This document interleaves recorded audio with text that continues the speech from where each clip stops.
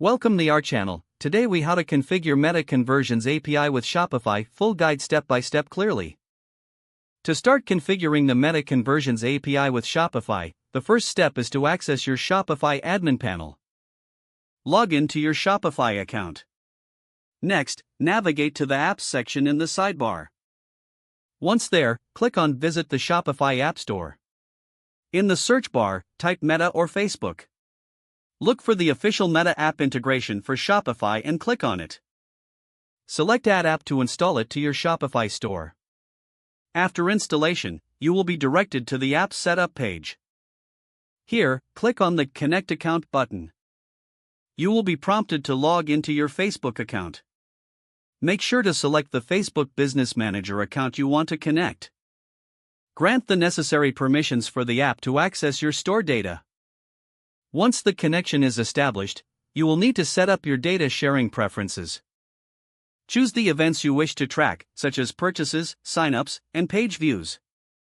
Next, you will see an option to enable the Conversions API. Click on the toggle to turn it on. The app will then provide you with a unique access token. Copy the access token for later use. Now, open a new tab and go to your Facebook Events Manager.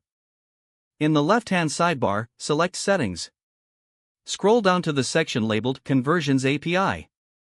Here, you paste the token you copied from Shopify into this field. After pasting, click on Verify to check the connection. If successful, you will see a confirmation message. Return to the Shopify app and make sure all your selected events are properly configured.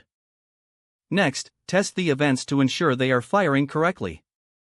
You can do this using the Facebook Pixel Helper Chrome extension.